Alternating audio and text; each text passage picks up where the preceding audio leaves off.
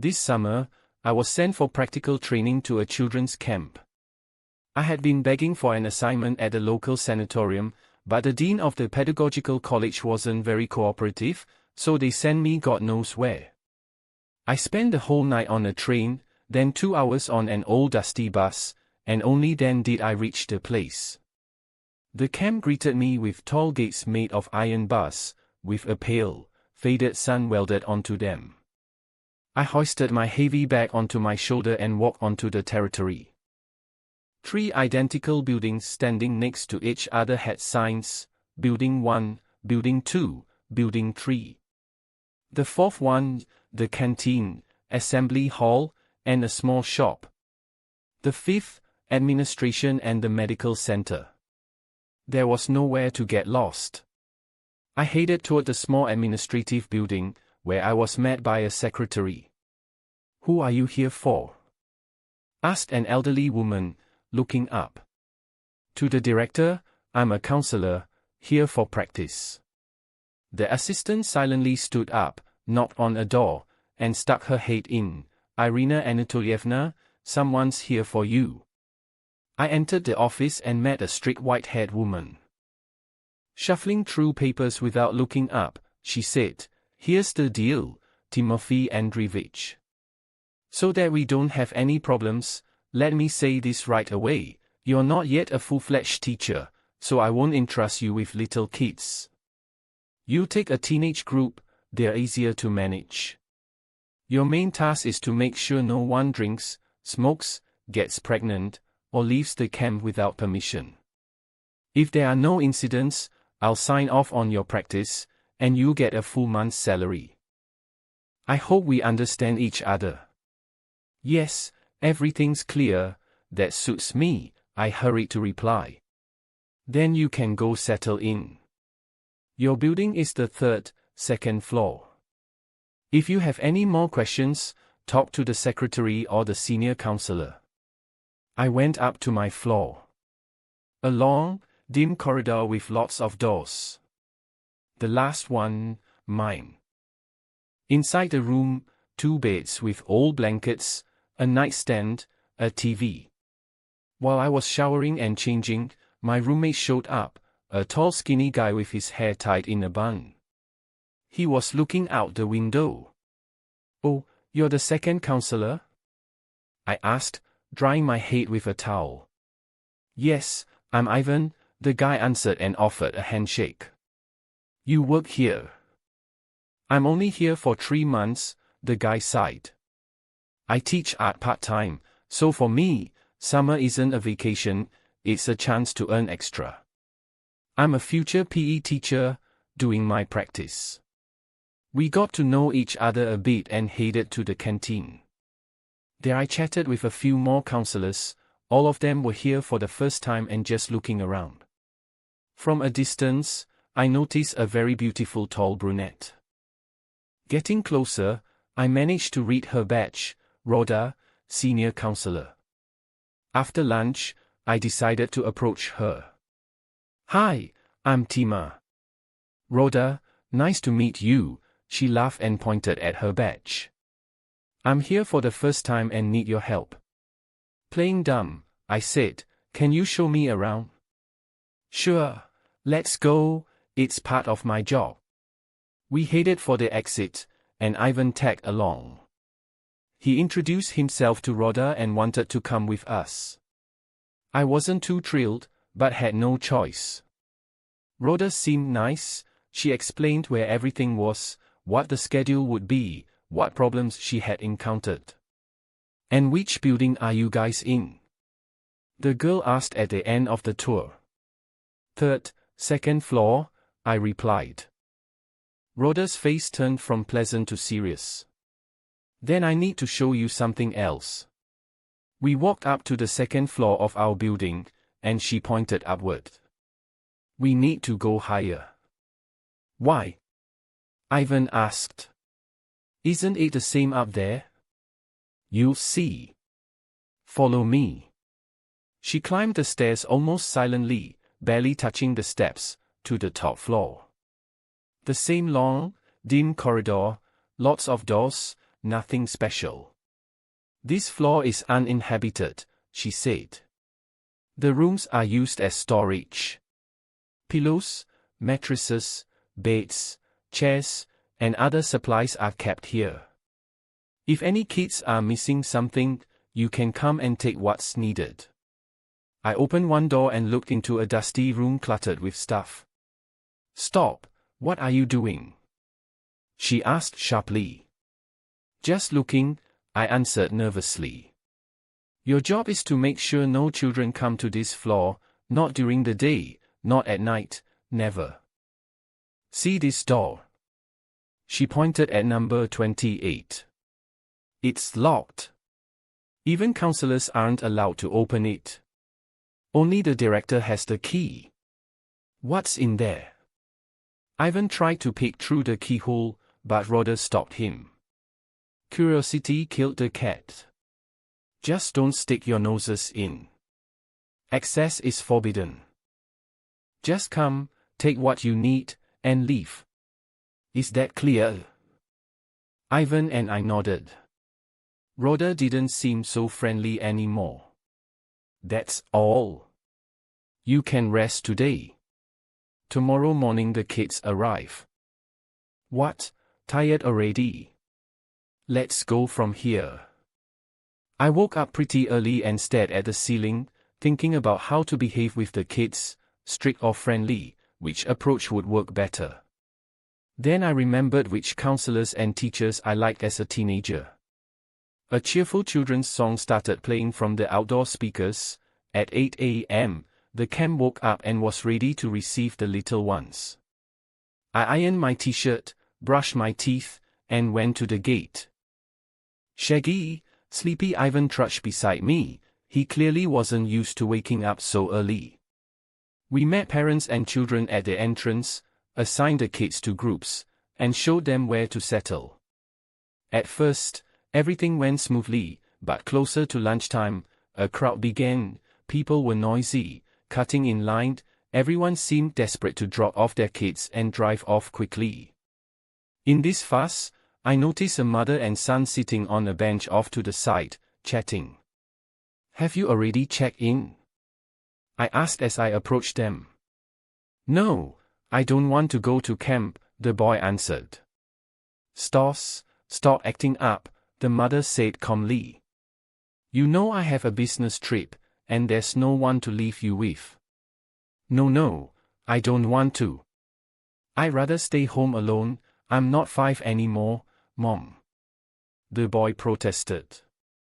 You know, I'm also here for the first time and don't know anyone. Want to be friends? I said. Stoss, a scrappy-looking kid, reached out his hand. I still don't want to be here. Something clattered behind me, and I turned around. Fadia, really, can't you hold on to anything? A plump woman yelled at her son when he dropped a bag of groceries. Mom, you packed me so much stuff it'd take 4 people to carry. A dark-haired boy was picking up fallen packages from the asphalt. A tall balding man approached me. Hello, are you the counselors? I nodded affirmatively. You're all younger than I expected. Hope you can handle it. Anyway, my son's a bit difficult. He might cause trouble and really get on everyone's nerves. If he does something, keep me posted. Here's my number. Yeah, I know it's on the form, but let me give it to you directly. The man handed me a business card from a law firm. I stuffed the card in my pocket and assigned those 3 boys to my group. Then I settled them into one room and returned to the gate. The day was hot. I was sweaty and hungry. Ivan, the other counselor, also looked exhausted. Only by the evening did the flow of people stop, and without even washing up, we took our group to dinner. Around 9 p.m., I gathered everyone in the lounge for introductions. So, kids, my name is Timothy, this is Ivan, I pointed to my partner. We're your counselors for this session. I went on, explaining the rules, trying to get their interest, but some didn't even look up from their phones. At some point, Ivan cut in, "Attention. Game time, guess the name of the person sitting to your right." The girl in the blue t-shirt starts. To my surprise, the kids supported the idea and started introducing themselves, while I tried to memorize their names. After lights out, I checked that everyone was in place, then went to watch TV. Ivan was already asleep. Around 1 a.m., I heard quiet voices and barefoot, snuck out of the room, listening closely, trying to figure out where the sounds were coming from. The boys from room 17 were still awake, so I went in. "What's going on? Why aren't you sleeping? I understand that lights out at 10 might be early for teens, so I don't bother you until midnight, but guys, have some decency. You can be heard all the way down the corridor." "Sorry," said Stoss. "We were just telling scary stories to each other." "Hey, is it true that a couple of years ago a guy had his leg torn off here?" asked Fedia. "If you're not asleep in 5 minutes, I'll tear all your legs off myself." I left, closed the door behind me, and quietly went back to the counselor's room. In the morning, I took the group to breakfast and then to the sports ground. The heat was unbearable, and even the shade didn't help. After lunch, the schedule included quiet hour, and the kids lay down to rest. Ivan went to the art room to prepare supplies for the next day, and I decided to walk around the territory, check if anyone was wandering off or sneaking around. I walked past the buildings, went through the trees behind the camp, glanced at the lake, just making sure everything was okay. I passed the medical center, walked through the courtyard and returned to my building. There, I saw her, a girl with a long dark braid, sitting on the bench at the very end of the floor. Her hands were folded neatly in her lap, and she stared silently out the window. I was surprised, all the kids should have been in their rooms. "Hey, what's your name?" I asked as I approached. No answer. "Which group are you in?" Still nothing. I looked at her badge, the name was scratched out. "Listen, you can't sit here alone. Where's your counselor?" Still silence. "Alright, let's go, I'll help you find your group." I reached out to touch her shoulder, and the girl suddenly stood up and walked off toward the stairs. Her footsteps made no sound. I followed her to the second floor, but when I turned the corner, no one was there. I checked all the rooms, even the bathroom, but the girl had vanished. I even thought I might have imagined her. During the evening lineup, I approached Rhoda. "Hey, do we have a girl in the camp with a long braid, maybe wearing a red sundress?" Rhoda turned sharply. "Did she talk to you?" "No, just sat there silently and then left." "Don't talk to her," the senior counselor said with a serious face. "And don't let the kids talk to her either." "Who is she?" "You're not supposed to ask. Just avoid her." "But who is she? I want to know." "She's a leftover from a past session. That's all you need to know." "Did she die here?" Rhoda turned pale and stepped away from me. "Don't dig where you shouldn't." "You were warned about the top floor?" "Yes, but what does that have to do with this?" "Everything." She left, and I stood there, stunned. A million thoughts ran through my head. What was going on here? A ghost girl? A murder? Some kind of cover-up? I didn't believe in the supernatural, but this place was definitely strange. That night, I lay in bed with my eyes wide open, unable to sleep. Ivan snored quietly in the other bed. I stared at the ceiling and tried to convince myself it was just a weird kid trying to prank me. But something deep down told me that wasn't the case. At around 3 a.m., I heard footsteps again, soft, almost gliding. I sat up in bed. The door to the hallway creaked. I peeked out. The hallway was dark, but I could see a shadow at the far end. It stood still, not moving. Then it turned. The same girl with the braid. She didn't speak, just stared at me with pitch-black eyes. I slammed the door shut and locked it. Ivan woke up, startled. "What the hell, man?" "Go back to sleep," I muttered. "Just don't leave the room." The next morning, I didn't say a word to Ivan about the girl. He probably thought I was just being weird or sleepwalking. But I couldn't get her eyes out of my head. Not sad, not angry, just pitch black and empty, like two bottomless pits. The day went by slowly. At breakfast, Stoss spilled tea on his lap and swore so loudly we had to apologize to the whole canteen. Fedya had a fight with a kid from another group, and Misha locked himself in the bathroom because he didn't want to go to swimming class. In short, the usual madness. After lunch, I walked around the camp again. I passed the canteen, the flagpole, the laundry building, and then I noticed something strange. A door on the third floor of the main building was slightly open, even though Rhoda had warned me on day one, no one goes up there. Ever. I looked around. No one in sight. I hesitated, but curiosity got the better of me. The stairwell creaked as I climbed. Dust swirled in the sunlight coming through a narrow window. The third floor smelled old, like mold and rotting wood. The walls were cracked. The hallway had peeling wallpaper, and all the doors were locked, except one. It was open just a crack. I pushed it. Inside, a room with 6 empty beds. The floor was covered in dirt and dead bugs. A broken wardrobe leaned in the corner. On the far wall, scratched words, "She sees everything." Suddenly, I heard a whisper. "Quiet." Like it was right beside my ear.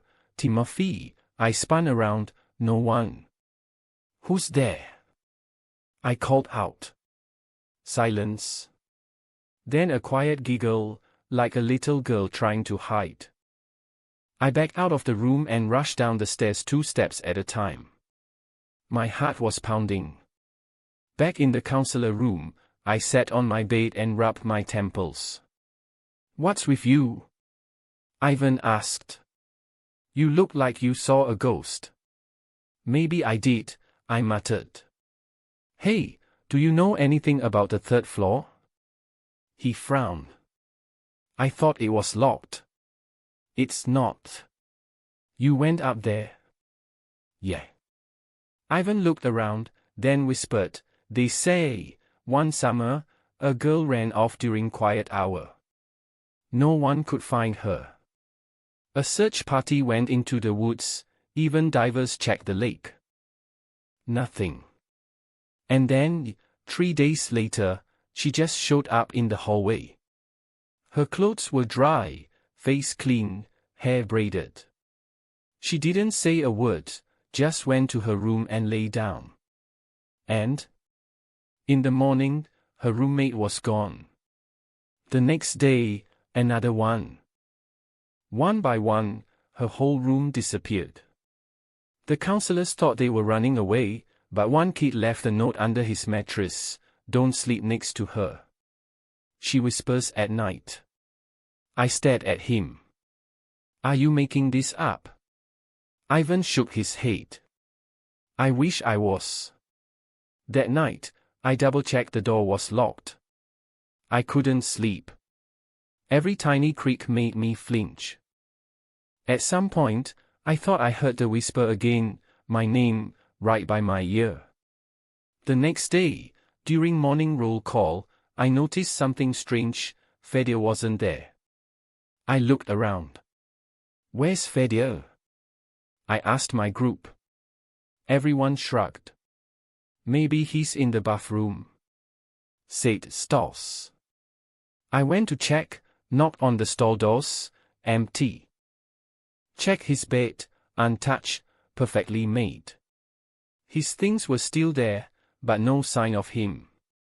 I went to the counselor room and told Ivan. He got serious. Maybe he snuck out early in the morning? We would have seen or heard something, I replied. We alerted Rhoda. A search began. All the counselors and staff combed the campgrounds. They checked the woods, the lake, even the roof. Nothing. By evening, police arrived. The camp was locked down. They questioned the kids, questioned us, checked footage from the few security cameras. Fedia simply vanished, no sign, no trail. They decided to inform his parents quietly, and the rest of the camp was told he went home because of illness. I couldn't sleep again that night. I lay awake, staring at the ceiling. Every tiny sound made my skin crawl. Around 2 a.m., I heard it again, soft footsteps in the hallway. Then, a whisper, "He's with me now." I froze. The voice was right outside the door. I got up slowly and crept toward it. The handle turned, someone was trying to get in. But the door was locked. I looked through the peephole. No one. I leaned my forehead against the wood, heart pounding, when suddenly, bam. Something slammed into the other side, shaking the entire frame. I jumped back. Ivan stirred. "What the hell was that?" he mumbled. "Nothing," I said quickly. "Go back to sleep." The next day, Stoss came up to me, pale and shaking. "I saw her," he whispered. "Who?" "The girl. With the braid." I grabbed him by the shoulder. "Where? When?" "Last night." I got up to get water. She was standing at the end of the hallway. She looked at me and smiled. Her eyes were wrong. Did she say anything? She whispered something, but I didn't understand. I ran. I realized it wasn't just me. The kids were seeing her too. Later that evening, during free time, I saw Rhoda sitting alone by the canteen steps, smoking. "I need answers," I said as I approached her. She didn't look at me. "She chooses someone every few years," Rhoda said quietly. "Always someone who sees her. Talks to her. Then, that person disappears." "Who is she?" I demanded. Rhoda looked up, eyes hollow. Her name was Elisa. She drowned in the lake during swimming class. Counselor didn't notice she was missing until it was too late. They found her body 3 days later. Hair tied in a perfect braid. Why is she still here? She doesn't know she's dead. Or maybe she does. Either way, she wants company. After what Rhoda told me, I couldn't eat, couldn't sleep, couldn't think straight. The story of Elisa, drowned, forgotten, returned, spun in my head like a broken record. That night, I didn't even lie down. I sat on my bed, staring at the door, listening. Ivan fell asleep instantly, like always. But I stayed up, waiting for her. And she didn't make me wait long. At exactly 3:13 a.m., the doorknob creaked. I jumped to my feet and grabbed the flashlight. The door opened a crack. A thin, pale hand slid in, just the fingers at first, then the whole arm. "Go away," I whispered. "You're not welcome here."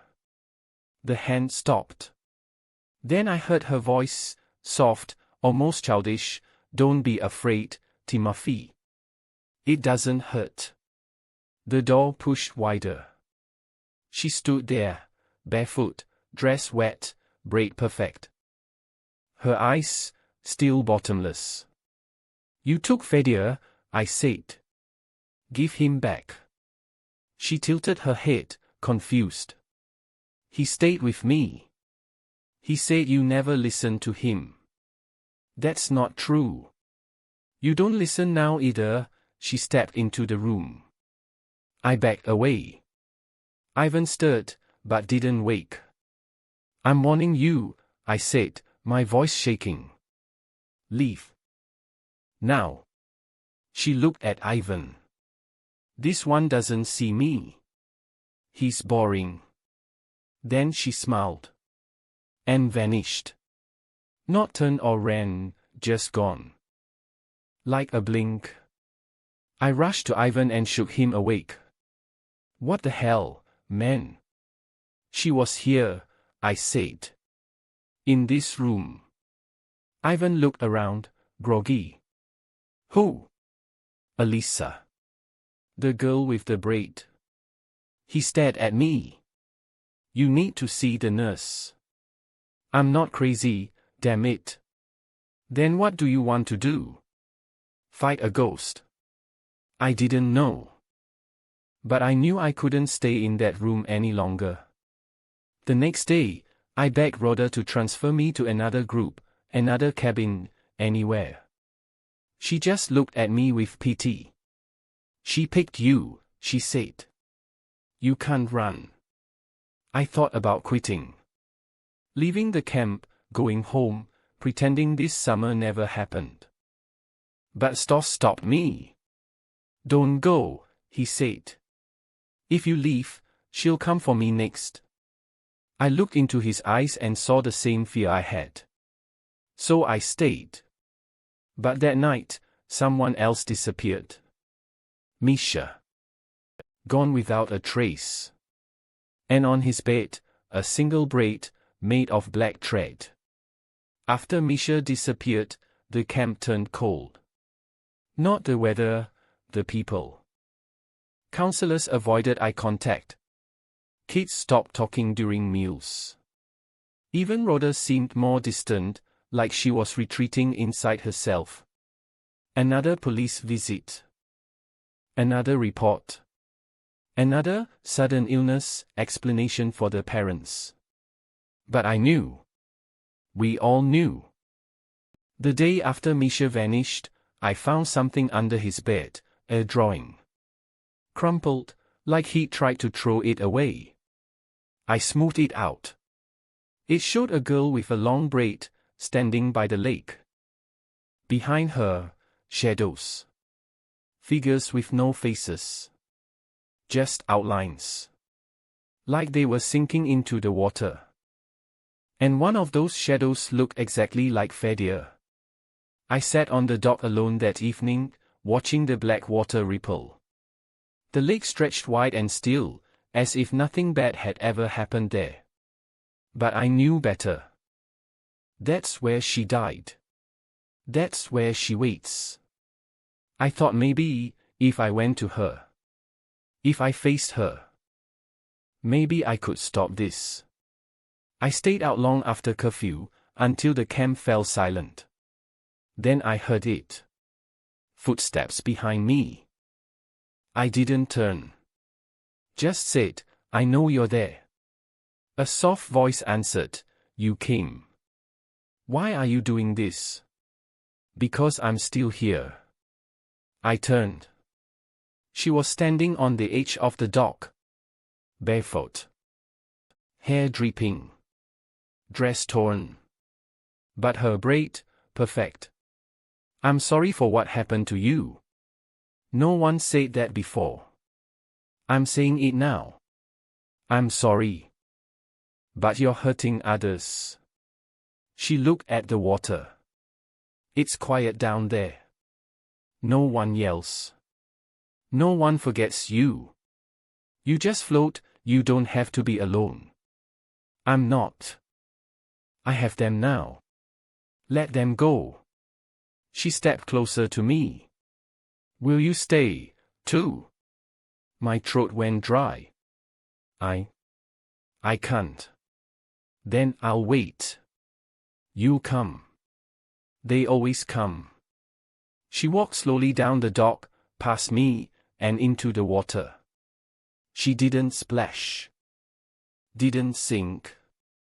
She just dissolved. Like mist.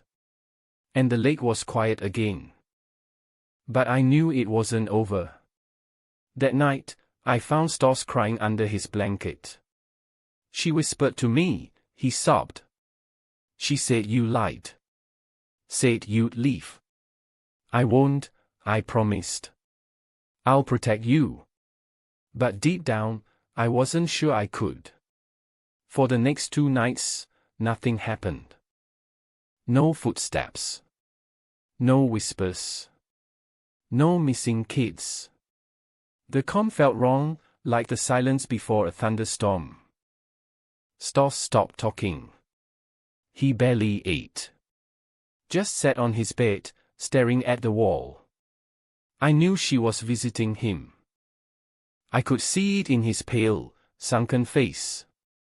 But he refused to tell me what she said. On the 3rd night, I couldn't stay awake. My body gave out. I remember lying down for just a moment.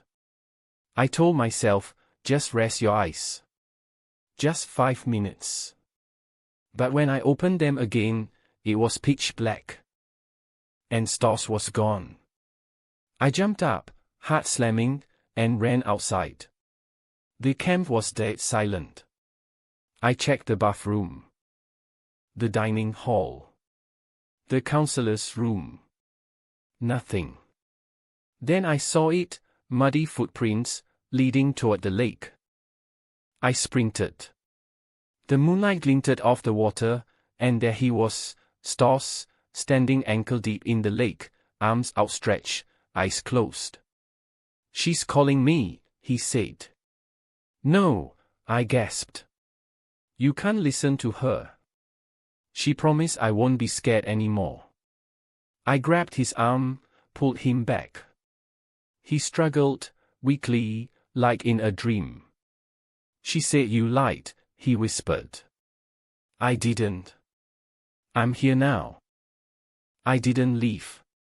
Something moved behind him.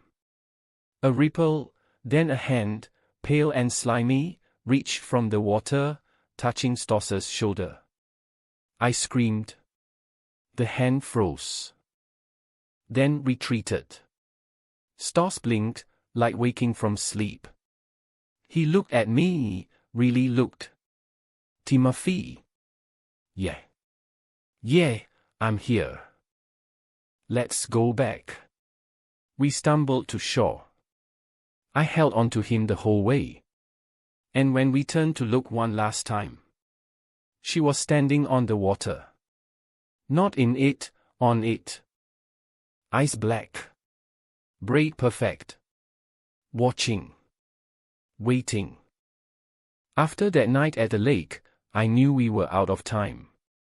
She wasn't lurking anymore, she was showing herself. Letting us see her. Like she wanted us to know, you can't stop me. I went to Rhoda the next morning.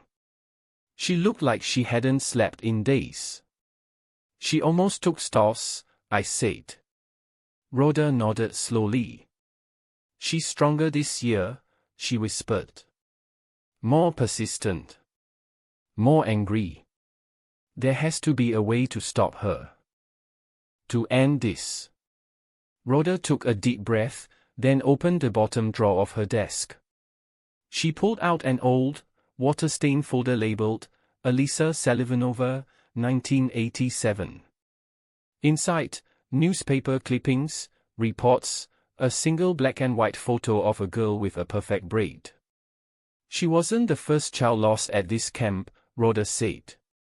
But she was the first to come back. One article mentioned her funeral, closed casket. Another had a statement from her mother, I braided her hair that morning. She said she didn't want to go swimming. She begged me. I told her not to be silly. There was also a note, handwritten and trembling, She keeps asking for her braid. She says it's the only thing holding her together. That's when it clicked. The braid. It wasn't just a hairstyle. It was her tether. The thing anchoring her to this world. I need scissors, I said. That night, I didn't sleep. I waited. 3:13 a.m. She came. The door opened on its own. She entered the room like fog, silent, cold, inevitable. I stood in front of Stoss's bed, flashlight in one hand, scissors in the other. "Elisa," I said. "You don't have to stay here." "But they always leave." "You leave too." "I promise I won't. If you let them go, I'll stay with you." She tilted her head. "You'd stay?" "Yes." "Just let them go." She came closer. Close enough to touch. I reached out, slowly, and with trembling fingers, took hold of her braid. "Don't," she whispered. "It's all I have." "I'm sorry," I said. "But it's the only way." Then I cut it. One clean snip. She screamed, but not in anger. In release. Her body shimmered, flickered, and then, light. Soft, white light. Her eyes closed. She smiled. And vanished. The braid turned to dust in my hand.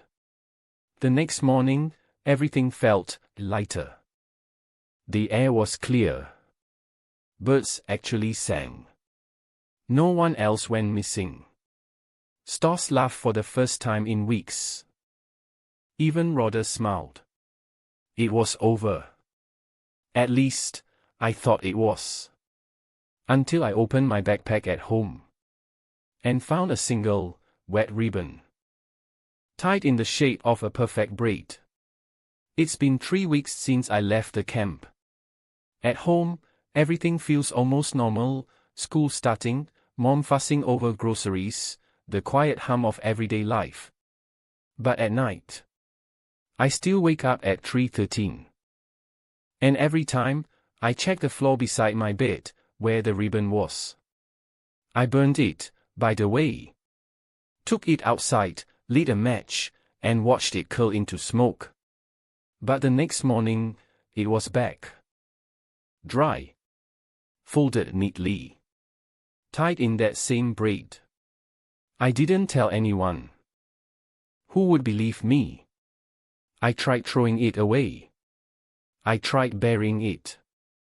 I even mailed it to a fake address. It always comes back. Last night, I dreamt of the lake again. Not the real one, but something else. The water was black and still. And beneath the surface, I could see shapes. Small ones.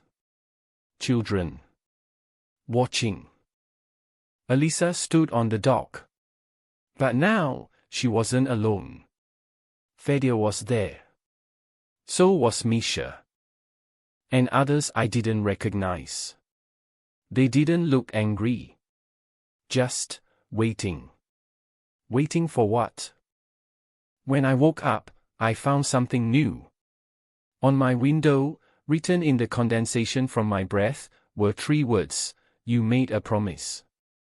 And now I understand. I didn't set her free. I took her place.